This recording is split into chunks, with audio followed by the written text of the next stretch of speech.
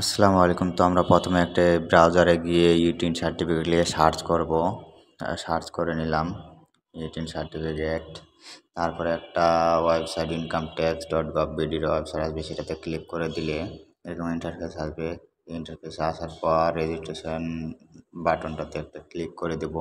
দেওয়ার পর এরকম ইন্টারফেস আবার আসবে। আসার পর ইউজার আইডি আসবে, সেখানে ছোটো হাতের অক্ষর দিয়ে ইউজার আইডি লিখে নিতে হবে। তো আমি লিখে নিলাম ইউজার আইডিটা। তারপরে এখানে পাসওয়ার্ড একটা আপনার ইচ্ছা মতো পাসওয়ার্ড দেবেন, রিটাইপ পাসওয়ার্ড আবার করবেন। তারপর সিকিউরিটি কোশ্চেন এখানে লেখা আছে what the name of your village, এখানে ভিলেজের নিজের নামের গ্রামের নামটা দিয়ে দিবেন।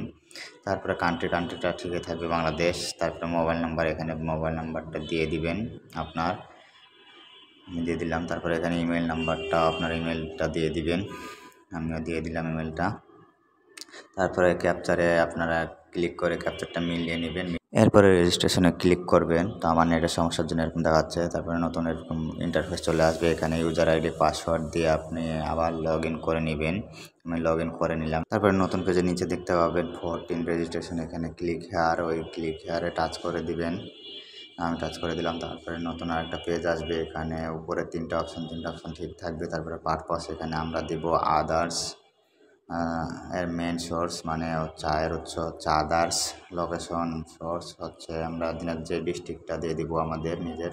তারপরে আবার লোকেশন আরেকটা আসবে, এটা হচ্ছে নিজের থানাটা দিয়ে দিব। নিচে বাম পাশে গো টু নেক্সট অপশন আছে, এটাতে টাচ করার পর পেজটা আসবে। এই পেজটা এনআইডি কার্ড অনুযায়ী সব পূরণ করে নিব। তো আমরা সেটা পূরণ করে নিলাম। তারপরে নিচে যে অ্যাড্রেসগুলো দিতে বলছে পার্মানেন্ট অ্যাড্রেস, সেখানে কান্ট্রি বাংলা দিয়ে দেবো লাইন 1-এ, গ্রামের নাম, পোস্ট অফিস আর পোস্ট অফিসের কোডটা দিয়ে দেবো। লাইন 2-এ হচ্ছে থানা, তারপরে ডিস্ট্রিক্ট দিয়ে দেবো। আবার সাইডে দেখতে পাবেন ডিস্ট্রিক্ট অপশন, এখানে ডিস্ট্রিক্টটা আপনার দিয়ে দিবেন, যেটা ডিস্ট্রিক্ট সেটা। তারপর থানাটা সিলেক্ট করে দিবেন।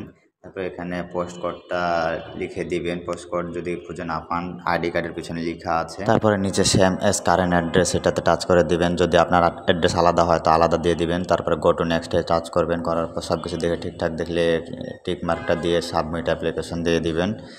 দেওয়ার পর আপনি সব কিছু দেখতে পাবেন। তারপর ভি সার্টিফিকেটে দেবেন। ভি সার্টিফিকেটটা যদি এখানে দেখতে পাবেন, তারপর সেভ সার্টিফিকেটে দিবেন, আপনার সার্টিফিকেট শো করবে ইনশাল্লাহ।